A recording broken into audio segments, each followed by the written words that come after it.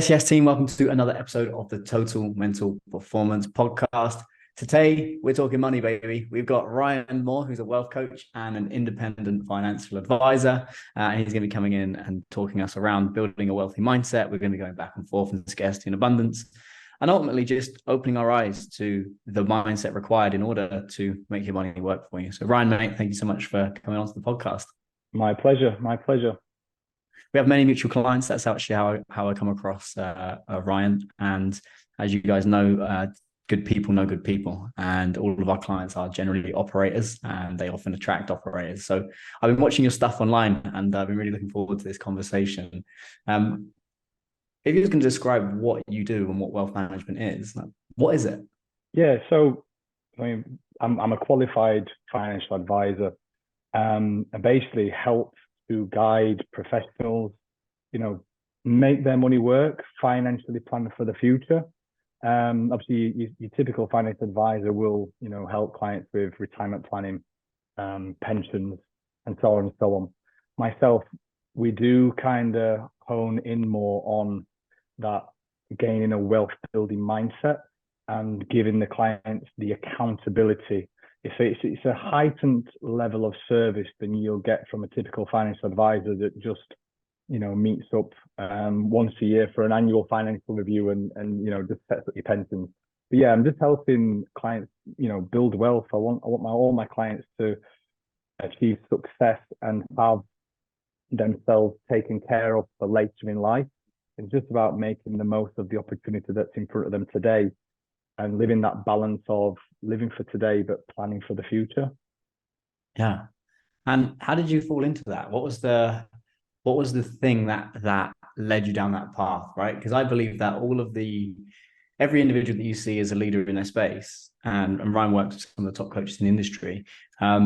They always have an origin story. There's always something behind, like whether that was a message that happened around money. For me, I grew up in a council house in a really nice area, so I Yeah. always felt like the kid that didn't have enough. So I went into software sales where money could validate you and make you feel enough. That for me was my story around how I fell into the money gap and the money train when I was in sales. What's your origin story? How did you get there? So I love this question, and I really like the fact of what you've just mentioned there about your own background. So if you want me to strip it all the way back from the beginning, look, I grew up on a council estate. Mum and dad, did extremely well for us. They did what they could, but again, just normal working class family. Went to a basic state school. Was always intelligent at school, top sets, and always had that ambition to excel and whatever I put my mind to, confident that I can make it work and make an achievement. But because of that, even as a kid, I was always a saver. Like my mum and dad would give me pocket money for school, £3.50 to get on the bus and so on, and I'd come home with £2 of that. And I'd save it, and by the end of the week, I had £10, and by the end of the month, I had £45. And literally, I've always been a saver, so that I could go and whether it be just saving for some trainers or saving for clothes or whatever back then. I always had that mindset of I like to see how much I could achieve, how much I could save, and obviously we're just small little savings accounts back then. But coming out of school, went to college, actually studied sports science. College for me was a bit of a change from the school into college life, and it didn't quite work out. Let's just say the least. I had a bit of a rough period at that point, so I was a college dropout. But I actually found myself. I got a job in sales. Okay, so all of a sudden I had a new lease of life, and a tie on, leaderboards, sense of achievement. I was actually good at. I was good at the job role. And that then led me into a professional position at the age of 19 with a secured lending firm. Okay, I was a customer accounts manager. I was doing debt consolidation and secured lending at that point. So I was helping clients at completely the opposite end of the spectrum. People that had bad debts, a lot of weight on their shoulders, a lot of stress. And I was digging them out of that hole and repackaging their bad debts into more manageable, affordable, controllable finance, which again, I felt like I was helping them, which was a real huge sense of satisfaction. Moving on from that, I ended up working with Lloyds Banking Group. I was a senior personal banking manager for Lloyds for 5 years. Again, I was the top Northern England advisor at the time, like a couple of years on the bounce. At the age of 26, I had a really good job opportunity came up in the UAE, in Abu Dhabi, so just, you know, an hour up the road from Dubai. And it's at this point here where I would say that decision to leave the comfort of your hometown, which is Rotherham, by the way, you know, it's not really a mass affluent area, but leave the comfort of your friends and your family, go and take this challenge overseas. And I left a salaried job role at Lloyd's. So I was doing quite well at Lloyd's, but, you know, I'm so thankful now that I'm not just still working, you know, as an employee getting a salary. So yeah, I moved to Abu Dhabi. I took a business development manager's role. Very, very quickly, I was like, I want to be a wealth manager. I want to be a financial advisor. I want to be doing the face-to-face interactions with clients. What qualifications do I need? That then started almost, let's say, a 6-year period of working and studying, like literally grafting 10, 12 hours a day, coming home at the night, heading the book. At the weekend, I'd be at the pool, studying, you know, and managed to get all the international qualifications, and then went on to take my UK qualifications. Went up the ladder at that corporate firm from BDM to financial advisor to team leader to area manager. I then left that particular company and became a senior partner at another firm called Holborn Assets. And I set up the Abu Dhabi office for Holborn Assets, brought my staff, brought the client bank. I'm still a senior partner at Holborn Assets, but during the pandemic, okay, so I'd been with Holborn for about 4 years at that point. Pandemic struck. I've been away from the UK. I've been away from family for 9 years. And I just felt like, okay, I wanted to be back closer to home. I wanted to be back closer to family. That's when I moved my business online. So, I mean, if you think about this online coaching industry, you've got PTs that all of a sudden moved online. So you had a financial advisor that I was driving up and down Sheikh Zayed Road from one meeting to the next in a shirt and tie, you know, hot and sweaty in the UAE, quite stressed. I had staff that I was managing as well. And I moved my business online. It just allowed me to become a lot more efficient with my time. It allowed me to open up my books actually to deal with more clientele. And that's how realistically I went into then the wealth coaching service, which all stemmed from me actually hiring an online fitness coach, Ben Bray, you know, to give me advice during the pandemic. I mean, I'd set up a gym in my garage and I'm like, I need accountability, you know, diet's gone off track and all this type of stuff. So yeah, I joined with Ben Bray as my online coach. And very, very early, he said, look, I think you could help me as well. And, you know, it was just back and forth from that.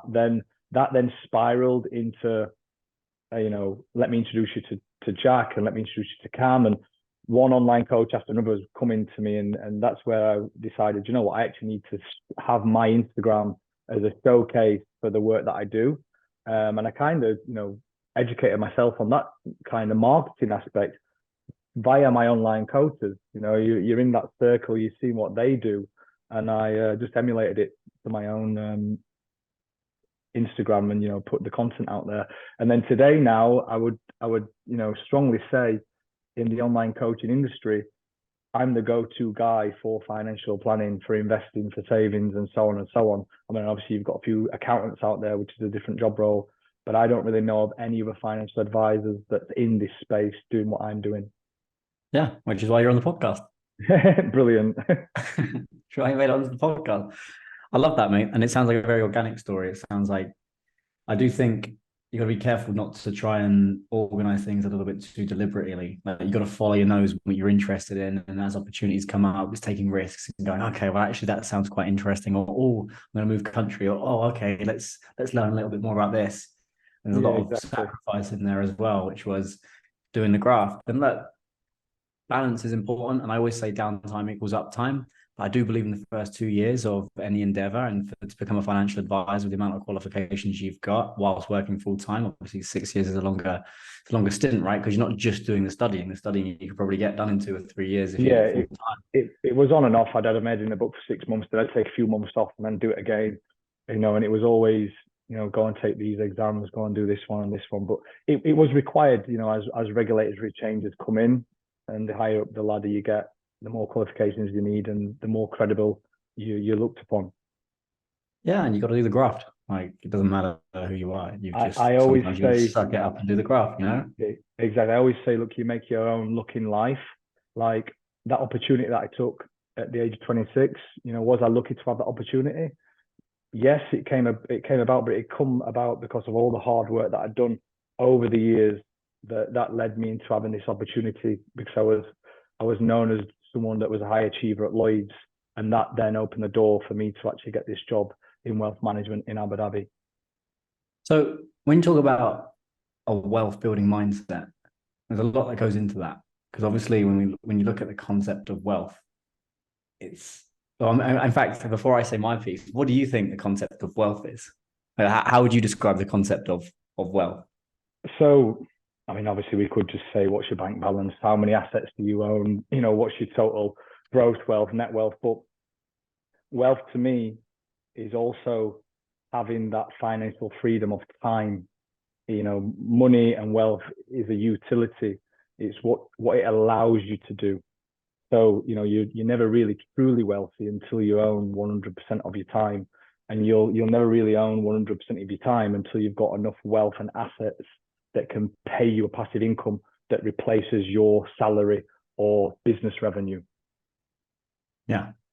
And that's the thing. A lot of coaches use their revenue as a validation metric. They use that as, well, I'm earning X K a month, thus I am successful. But there is an underlying feeling of not feeling enough. And I've worked with clients, and you'll have worked with clients as well over here, that are worth over $1 billion. And just because they have the stuff doesn't necessarily mean that they're happy, because a lot of the common phrase, more money, more problems, right? And if it's not managed properly, then you actually get stuck. But a bit that fascinates me, and we talk a lot about abundance mindset and scarcity mindset. So I don't know if you saw the post I put up yesterday, about how many people that were worth over more than $30 million. And the number blew my mind. And this is back in 2021. There's actually been a huge transfer of wealth, even more so over the last couple of years and a long time. But there's over 600,000 people have a net worth, as individuals, have a net worth of over $30 million. So when you think about that, it's like, well, hang on a minute. Okay, well, how many people are worth over $1 million? There's 52 million individuals worth over $1 million, right? That's 158 trillion dollars. So when you really hear those numbers, it helps you realize how much money there actually is out there.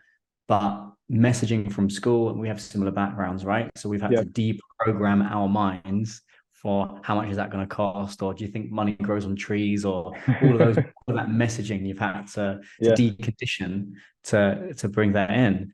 But scarcity fascinates me, because often scarcity is the thing that stops you from moving in towards abundance, whether that is genuine cash in bank or asset wealth, or whether that is wealth of peace of mind, so having psychological freedom to actually enjoy the fruits of your labor, or having the freedom of time. And if you can have the balance of all three, psychological freedom, you're at peace with yourself. You have financial freedom. If I want to go and buy something, I want to go and do it. And time freedom. Can I actually go and I want to go travel for a year? Okay, can I do that? Can I afford to do that? And can I have the actual emotional state to go and do that? So where would you say coaches and entrepreneurs trip themselves up most when it comes to a wealth building mindset? This can also be determined by where you're currently based as a tax resident.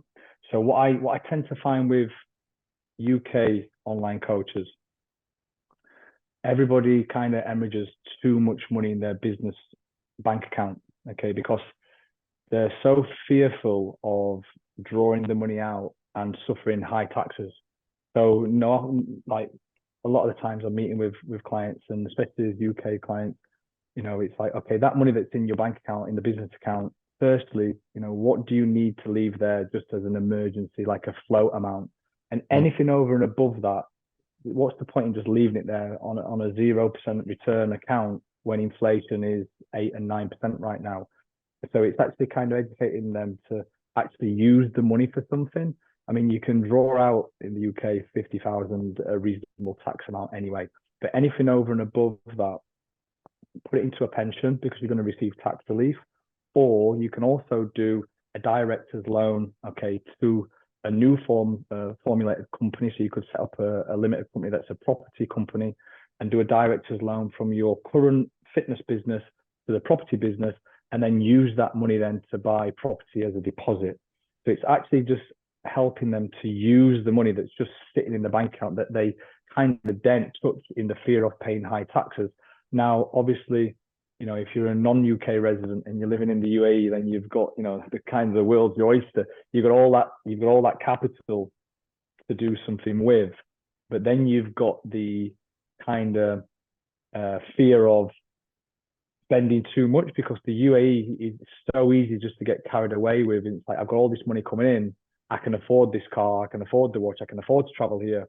And before you know it, you've become a lifestyle creep, which is basically, I've seen that I was earning this, times. now I'm earning this, and I'm going to spend it all. So it's just finding the balance in between, like I said, living for today but planning for tomorrow. And with some of the amounts of income that online coaches are earning, there's plenty to go around. You can easily live a very, very good lifestyle without being too flash, and investing and securing your financial future. If you was going to put your clients into 3 buckets based on where they're at, which buckets would you put them in? And I'll give you 3 examples. So our evolution program, which is for most coaches on the market, that's a solo coach. That is somebody that, they've maybe got between 20 and 50 clients. It's just them, and they're doing pretty well for themselves. They've got cash coming in, they're profitable, and they're saving, but they're usually a little bit stressed. They've usually got a little bit too much going on, and they either want to get to the next level, but they know emotionally they don't believe in themselves enough, they don't feel enough, or they're so anxious and stressed and worried they're struggling to get there, or B, they actually just want to enjoy themselves, but they feel so guilty about taking time off, they can't actually slow anything down. That's one bucket. Another bucket would be our senior evolution program. So this is for coaches that have made their first hire, or they've got a very small team and they're going to scale. So they know I need to get to the next level, and they've kind of maxed out everything they can through podcasts, through reading books.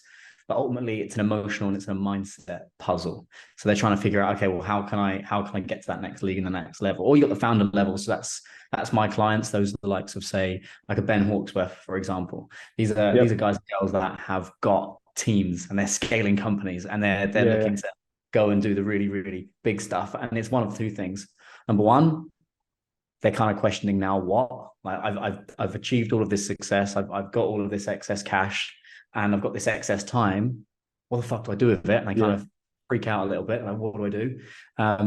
Another part is things are scaling so quickly that they're overwhelmed, and they're like, well, one of my clients started with, when he came to me, I think it was 15 team members. By 6 months later, he then had 45 team members. And then 6 months later, it was over 100. And that's a different ballgame. These are guys and girls that are scaling so quick. They're like, how do I navigate myself through that?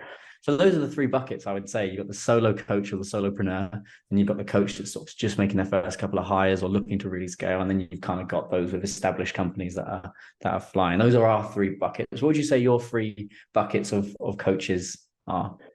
Do you know what? I've got a diverse portfolio of clients. So when you're saying these 3 buckets there, I was racking my brain to go, so-and-so goes in this one, and so-and-so goes in this one, and so-and-so goes in that one. But I completely get what you're saying there. And I'd probably say the majority of my online coaching clients fall into that first bucket. Maybe 30% going to the next, and only a small percentage going into the top tier. So if we're looking at that first tier, then if most of your clients are in that stage, they're doing well for themselves, they're not quite taking on a team yet, but they're all right, they're okay. When should they start? When should somebody start thinking about wealth building? Because the thing about coaches is they're not like, so when I was in software sales, I was working in bank in London. So I'm surrounded by finance guys and surrounded by entrepreneurs and the sales guys, estate agent, all of those sort of people that are in the money world, right? But when you're a coach, a lot of the time you spend it on the gym floor, or maybe you have just been coaching online in the corner somewhere. You haven't had these conversations. So when they hear wealth building, that's miles away. And that's like, oh no, I've got to be driving like a Porsche and like living in a mansion to go wealth building. What would you say? No. Here's what you need to be thinking about at this stage of your journey, would you say? Yeah. So look, Online coaches, I don't know, maybe we break it down into tiered incomes and revenue streams. So I always say to most people, look, if your revenue is 5K and below, invest into the business, invest into yourself, hire a mentor, work out and figure out a way to increase your revenue. Because yeah, you can put £500 a month into an ISA, every month and do it consistently for years and years and pay into a pension, but it's not going to make you truly wealthy. So I would be figuring out ways, I would be paying for education courses and figuring out ways to just reinvest into myself for growth, to grow the revenue. So then I've got a larger surplus amount of income that I can invest into assets that can pay me a passive income or that can grow and pay me a passive income later in life. Yeah. So let's say you're at that 5 to 10K mark, you're at the 5 to 15K mark. Is that when you should really be going, right, let me start thinking about this stuff? You need to start thinking. Again, always depends on there's lots of different factors. I can't just blindly advise everyone on in a category, but it depends on obviously your age, your personal circumstances. Are you single? Have you got a family? How much liquidity do you need in cash? And also your residence. So your taxed residence is a really major factor of which investments you should make. Because if you're only between 5 and 10K, depends on obviously, how much expenses you can drum down. But then you're gonna have a hefty tax bill. You're gonna have VAT. If you're a UK resident, VAT, corporations tax, income tax. The one way of mitigating that tax is to make a pension contribution. So you'll get tax relief or buy an electric car. There's two ways to reduce your tax in the UK these days: pension contributions or an electric car. And obviously you can only buy the electric car 1 year. The following year, and obviously electric car depreciating asset. So pension contribution definitely the wiser option of the two. Yeah, that's one thing I've become lazy in, being brutally honest, since I've come to the UAE. Is it's just look, whatever you personally make, that's yours, buddy. It's like, what do you mean? Well, yeah, just yours. So this is a big factor of the UAE. I mean, obviously before I got into online coaching, I was meeting with doctors, lawyers, oil and gas. I was doing a lot of work with captains and pilots at Etihad Emirates. And there's the statistics of how many people go to the UAE and leave in a worse financial position than when they arrive is scary. Because all of a sudden, if you're in the UK and you're employed, your employer's deducting pensions and deducting from your salary directly into your pension. When that money gets paid into your back pocket, you've got to part with it. So you've got to actually do it off your own back, especially if you're in the UAE. You need to financially plan because no companies out there are setting up a pension. If you're self-employed, you haven't got a pension. So you've got to buy and invest into retirement vehicles or wealth building vehicles. It doesn't have to be an actual pension. It could be a property. It could be just a stocks and shares portfolio, but you've got to do something off your own back. Yeah. Because on the tax side of things, you just don't even think about it over here. And also the lifestyle inflation is definitely I've seen many coaches come out here and then you see them heading home after 10 months. And when you ask them what happened, oh, it weren't for me. When you ask them what really happened, it's like, I just spent too much on the brunches. Yeah. I got distracted on my business. I got distracted on all of that. They party it away, or they start buying all the stuff and all the clothes and they essentially, instead of putting it back into their business, they get distracted and they get caught up in the lifestyle. If you know Dubai, I live in JVC, nice and quiet, away from all of the noise, away from just silent. Lots of little parks I can walk around in. Yeah, I've stayed in JVC. It's actually nice. I mean, I know it's a 15-20 minute drive to where the marina is, and traffic can be bad, but I'd rather be out the way 100%. Yeah, I keep it safe.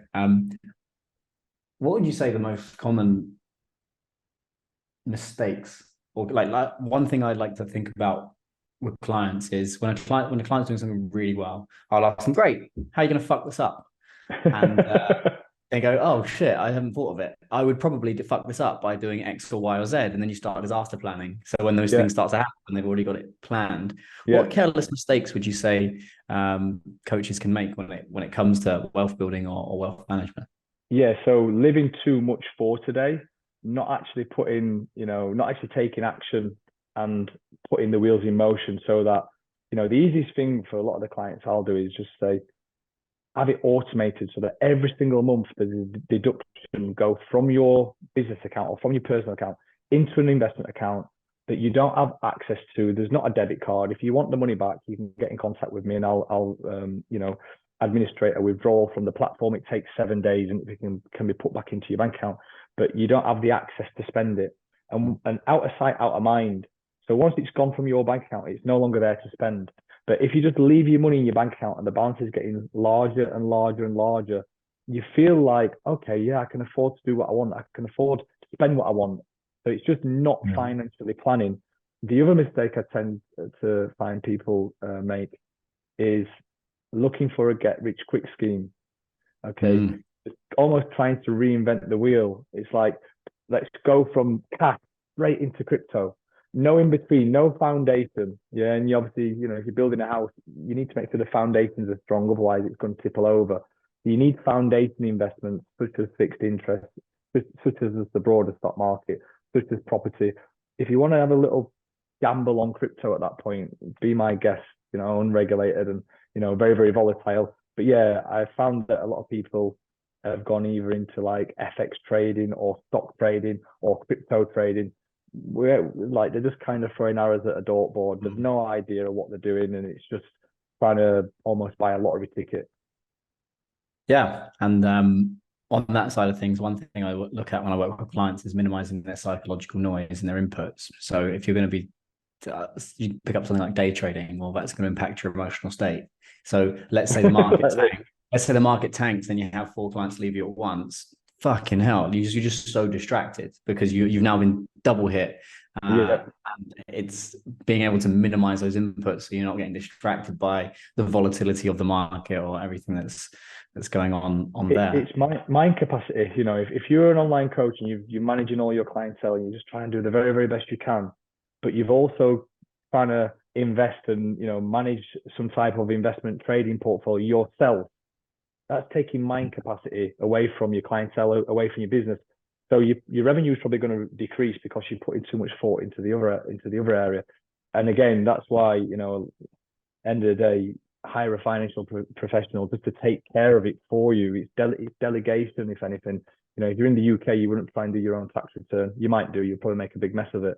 The same with a financial advisor. Delegate that duty for what it costs. Again, even my ongoing management service is 1% of the overall asset value. So if we're making 9, 10, 12, 7, you're deducting 1, which is our annual fees. So it's good value in all fairness. Is that so? When you think about it this way, as a coach that's never worked with any advisors or whatever, like how does a wealth manager charge? Is it a case of no, it's 1% of the total asset value that's managed, and that's it, or is it a recurring fee? How does that go? So I'm set up exactly the same way as a typical financial advisor works in the UK under FCA regulation. That's the business model that I follow. So I don't sell a training course. There's no it's not like pay me for a downloadable ebook or anything like that. You're my client. It's all one-on-one management. And again, there's lots of different types of investments and different asset classes that we do. But typically speaking, let's just give an example as like a platform investment. So we'd open a platform. You could have an ISA, a pension, and a general investment account. Or if you're in Dubai, you'd have an offshore investment platform. Your money goes on. It goes in cash. So it's just like a glorified bank account, let's say. But once it's on the platform, depending on your risk appetite, your financial goals and objectives, I will put your money into a risk-rated portfolio that meets your risk appetite. And there's low risk all the way up to adventurous and some in between. So we'll put your money into the correct investment strategies. And the money that's on the platform, if there's £100,000 on there, you're going to be charged a 1% annual management fee, but it's deducted monthly. So it's deducted by 12, and it's all just done automated. So as long as your performance is over and above the annual management fee, you're in profit. It's just a very, very fair, transparent way of charging clientele. Yeah, that's interesting. And as a coach who's hearing that and is going, yeah, I want in. Is there a minimum way in which you do that? Is there a minimum level? Which is because obviously I would imagine on that business model, if you had 100,000 clients and they're all putting in £1,000, that would be a bit of a nightmare. So yeah, I mean, I've got capacity to take on more clients, but at some point I will be closing the books unless I get a junior financial advisor that's going to take some of the the workload away from me. But I'm pretty much saying to clientele, to work with myself, you've got to be at that 10K a month and above category, because even if we get started on a smaller amount of investment, I know there's so much potential with that clientele. And for me, doing these meetings online, I don't even class it as work. I enjoy the meetings, especially working with a younger clientele these days. I'm with them from the start of the journey. Whereas years ago, I was dealing with clients that are 50s and 60s. They're giving me a large amount of wealth to manage. Now I get so much satisfaction in actually helping someone that's mid 20s get to that first 100K, get to that first 500K, get to the first million. Like, there's like in the next 2 or 3 years, I will be helping these clients, quite a few of them. I'm not going to shout it from the rooftops, but once they hit that million milestone, it's going to be like satisfaction to me, job well done. But I'm kind of looking to work with 10K per month earners and above. What you invest, what you get started with, whether it's a lump sum or whether it's just a month by month investment, that's all down to our own discretion between the client and myself. I can see how, on a meaning and purpose perspective, that's more fun. I sent you one of my private high net worth clients, and he said he had a chat with you, and you kind of said, "What are you doing here? what's the like? You're good, like that. That's a different ball game, right? Which is, they've already done it. It's like an extra however many 100,000 or a million quid is not going to change much for them. Whereas for a young person that's ambitious, just like and I do believe that coaches and advisors and consultants coach the younger versions of themselves. I'm guessing you're seeing a lot of yourself and these young upcoming coaches and entrepreneurs. As a result, the meaning factor to really go and make this happen is a hell of a lot higher than some random Chinese investor that has got millions, and they're like, well, I kind of want exactly. Honestly, I mean, I've always practiced what I preach. Like I said, I've always been a saver. I've never lived an extremely lavish lifestyle. I probably spend more now at the age of 38 than I ever have done, because I feel like I've worked hard and I've accumulated enough wealth where I'm just completely, fully financially stable. And before, over the years, it was always a doubt in my mind, what if business isn't as good next year? Can this be taken away from me? I want to make sure that I'm financially bulletproofed, that if I took ill, that my assets can pay me an income. So when I'm dealing with these guys in 23, 24, 25, and I only really started earning like good money when I moved international, when I got to Abu Dhabi, like 26 and above. And I'm basically just trying to help them walk through the same process and through the same stages that I took myself.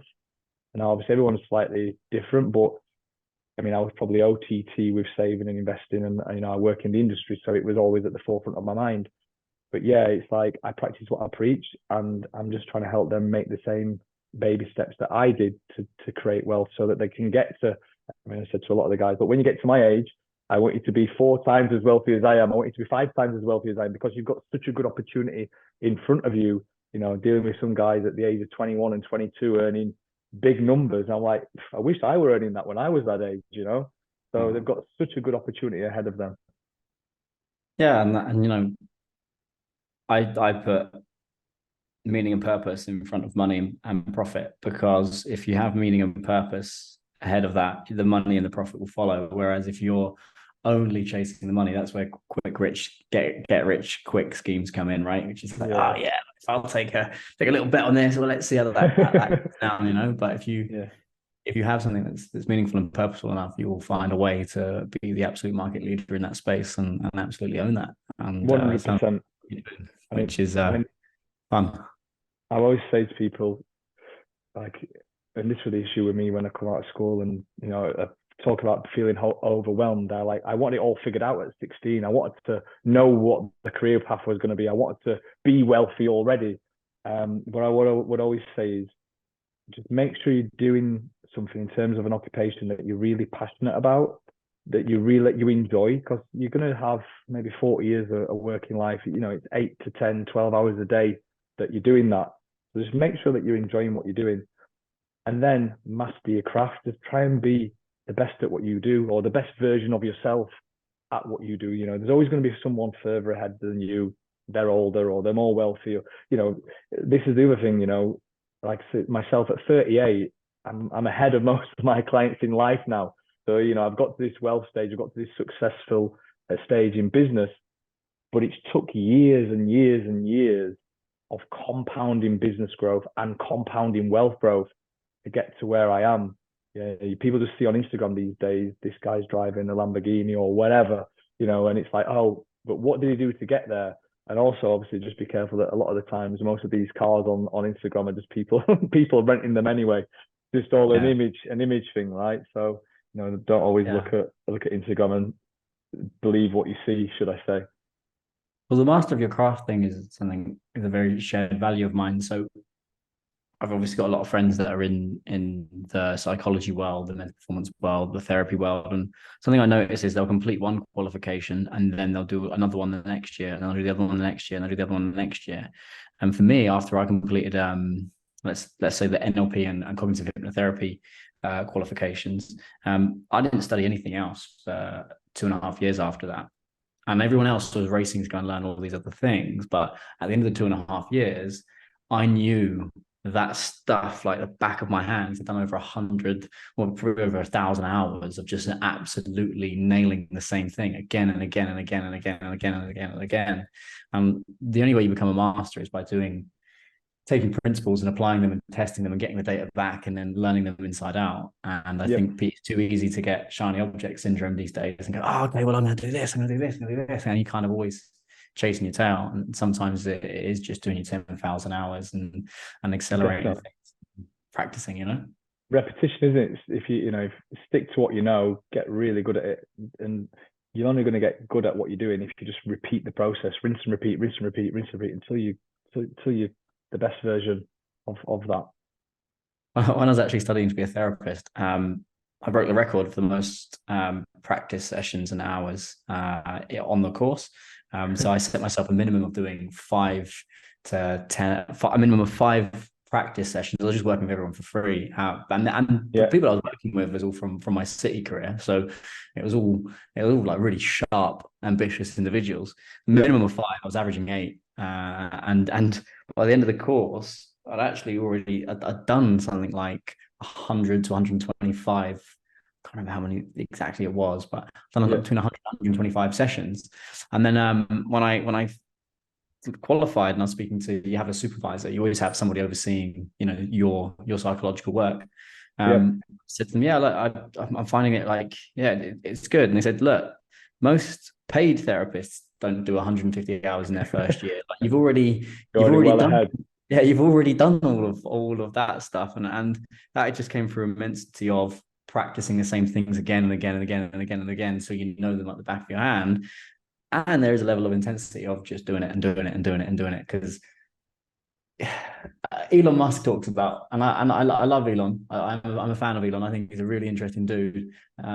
He talks about in your earlier years, if you can do a 60-hour work week, you're going to learn a hell of a lot more. And the compound effect of that first 5 years earlier in your career, which is obviously what you did and what I did in software sales. I'd get in at 8, sell into the Europe and UK markets 8 a.m. until 4 p.m. And then 4 p.m. I'd go sell into New York because they were 4 hours behind. That's been another 5 hours doubling my commission in that world. And you just accelerate how much you can learn in that period of time. But not everybody wants to do that, and that's okay. Yeah, of course. It's putting the hard work in. I mean, a lot of the stuff you're saying there, some similarities to myself.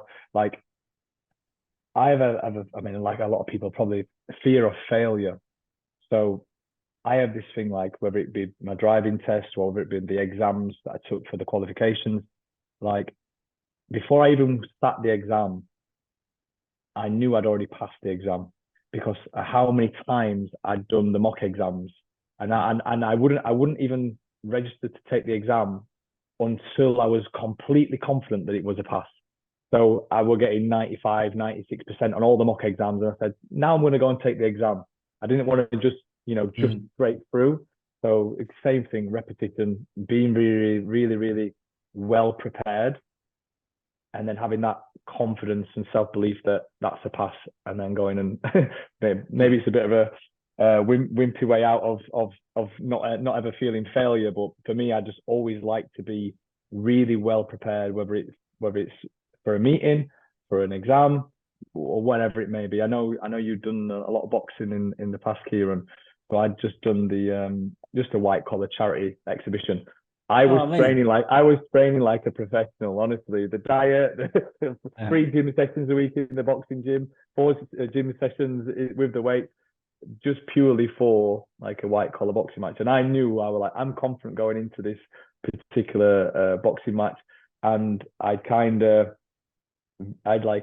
envisioned how it was going to go, and everything just went to plan. But that was again the preparation that had gone into that particular event that got me through Yeah. it. And well, fear of failure is a fascinating one because I spent my whole, and you might resonate with this, spent my whole sales career and my boxing career, but we've got focused on the sales piece was just fear of failure. A, Yep, I couldn't even fathom not hitting my target. And yep, B, if it wasn't a case of just hitting target, it was a case of I'm not number one. And it's like you walk in, there's a leaderboard, and yeah. it's literally it's just a massive dick swinging. A lot of the environments I was in, just a big dick swinging office. It was like, who's number one, who's number two, who's number three. You can see exactly how much everyone is sold, and you also know how much commission, like the commission rate. So you can everybody's looking at how much money everyone's making, and it I've was worked in that quite industry exactly yeah. the same for years and years and years on end. But again, even that, I mean, what you got to understand is usually the guy that's at the top is someone that's been doing the job for a lot longer than you have. Yeah, he's got more years under his belt, and then you've got new starters coming in that are at the bottom of the leaderboard. But I always just found it'd only take me a matter of time before I climbed up that leaderboard and then try and work my way as close to the top as possible. Well, what I learned from that was I never really managed to be able to be at peace. And the reason I was never able to be at peace was because I placed all my self worth on me being number one, and I was competing with everyone else as well as myself. Yep. And the fear of failure is great because I believe that you need a fear of failure, or you need, if you're driven and ambitious, you kind of need that to get to a certain level. But then from a performance standpoint, it gets to a point where it actually starts to hinder you because Yeah. you're not relaxed, you're not calm. And as you get older, you don't have the same energy that you can throw at something that you can when you're 20, 21, when you're 18, and you can do that. So it's just the same as boxing, right?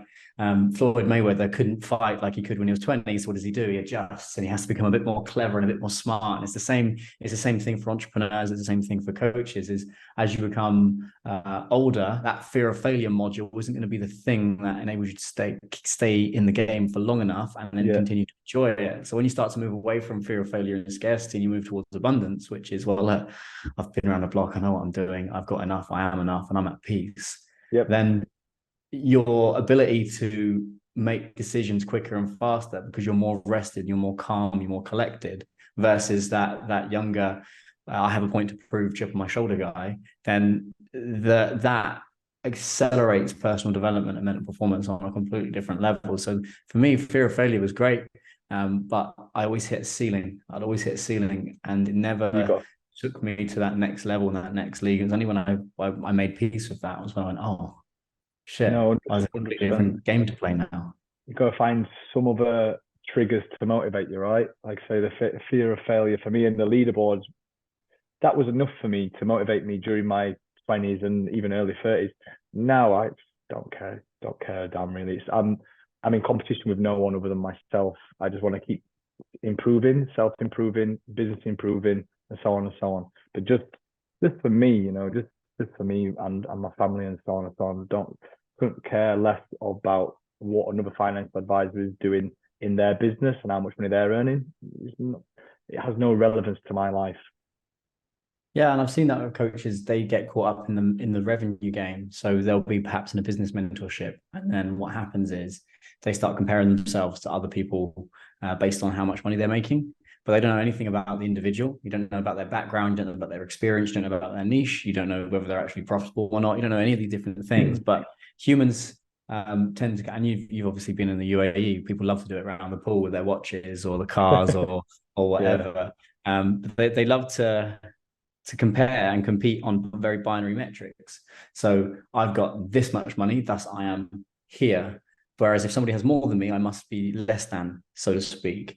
And Yep. that's a really dangerous game because you if you compare on something just like money, and if you look at, say, the 1,000 different variables that you can pair a human being on. How cool they are, how good looking they are, what car they drive, can they cook, can they do music, can they play football, can they box, can they put a shelf up on the wall? Like there's like a million different metrics, but humanity seems to be focused on just the money as one Yeah, of I the big know. ones.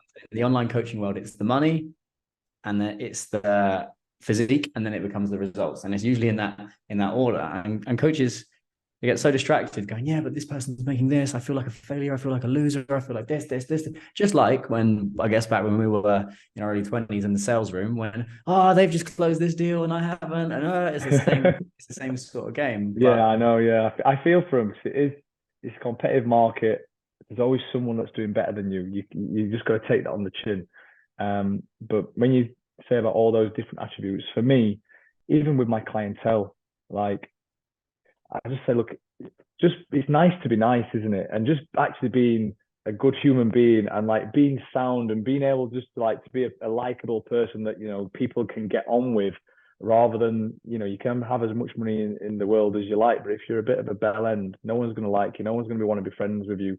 You're going to be a rich, wealthy, old, unhappy individual. I've got a neighbor like that. It's like he drives up and down these flash cars being like, yeah, are you happy? Just keep driving the cars like that. Maybe he is, maybe he isn't. well, that's the component that we talk about psychological freedom is feeling enough while pursuing something meaningful. That's fun. And it makes you go, okay, well, why or why not? Yeah, And when you play the status game, because most people end up playing status games, that's where you get stuck because you're doing stuff based on everyone else around you in your environment versus would you actually want that? So the biggest thing I ask clients whenever they say they want to make a big purchase, one of the best emails I ever sent, subject line was buy the Ferrari. But this client was like, oh, I want to buy a Ferrari, but like I don't know if it's ego, I don't know if it's insecurity, I don't know if I'm trying to dick swing or whatever. And I just said, okay, well, tell me about the car. And this guy listed off 27 different points. yeah, This year's model has got this level of suspension, and they've changed the chassis, and it's the last year that this chassis is going to have, and yeah, and they're only making 57. And the reason the number 57 is because of this abstract thing. And his eyes lit up, and he listed all of that. And I said, okay, brilliant. If no one else could know about it, would you buy it? If you every time you drove it was invisible, would you still have it? Absolutely, every single day of the week. So a yeah, lot of people that would see the guy in the Ferrari and would go, oh, he's insecure, he's doing it for this, he's doing it for that. But actually, if no one else could know about it, and if you can tell me the ins and outs of it down to a granular level, that's a guy that absolutely loves it. And that for yeah, me is psychological freedom, is doing things. There's a phrase in boxing which is champions do things when no one's looking. A champion is made when no one's looking. And I think it's the same yeah, with psychological freedom. That showed when no one's looking, when no one's around. If no one's around, would you still have all the stuff? Would you still have the house, the car, the watch, all of those various different things? And if the answer is no, then you're probably playing a status game. And status games are outside of your control, external locus of control, versus the internal locus of control, which is, well, I control my own self-worth, my own well-being. And as a result, I will be more calm, more peace, more confident. And then the external results will come as a byproduct of that, not the other way around. And that's usually yeah, how people can try and dice the onion is, if I have the external validation, that will make me feel better inside. And it works for about a couple of days. And then it's like back to chasing the outside stuff. yeah. Conquer the inner world, the outside world can do no harm, as a great African proverb once said. So That's the material thing, isn't it? Like say you buy a new car, you buy whatever, it makes you happy for a short period of time, and before you know it, it's like that moment's gone. So completely understand. well, I personally really love this conversation, mate. I've got one question I ask every guest at the end, which is if you achieved total mental performance, if you had it, how would you know? Ignore us as a brand, ignore us as a company, but just for you, what does total mental performance mean to Ryan? So to me, I think if you had total mental performance, you would just feel absolutely amazing within yourself, within all aspects of life. So that's my answer. If you were saying, what does it mean to me? How do I feel that? How would it make you feel? I just think amazing. Love that. I love that. Where can everyone find you, mate? Say that again. Sorry. Where can everyone find you? So it's Ryan underscore wealth coach on Instagram. Keep it nice and simple. We've got company websites, but like I say, all inquiries are dealt with via Instagram. Amazing. Well, mate, look, I've deeply personally enjoyed this conversation. Thank you so much for making the time to come on the podcast. I know there'll be so many coaches that will definitely be listening to this and finding it helpful and probably get in touch. If you get in touch with Ryan, mention the TMP podcast. There's no affiliate stuff going on here. I'm just fascinated when we get coaches that sign up with us from like all corners of the planet, all corners of the world, or they go and work with people and it's like the team, and it all comes back to the TMP podcast. And it just fascinates me. It absolutely fascinates me where like we had one coach in New Zealand, the podcast came up in their recommended feed. They then forwarded it to someone else in New Zealand who then brought it back over to Dubai to then come sign up with us. And then they moved. It's just amazing. Awesome. So, the power of social network. But yeah, Kieran, thank you so much for having me on as a guest. Again, thoroughly enjoyed the conversation. Hopefully people benefit from the discussions that we've had. Been my absolute pleasure. So again, thank you very much. my pleasure.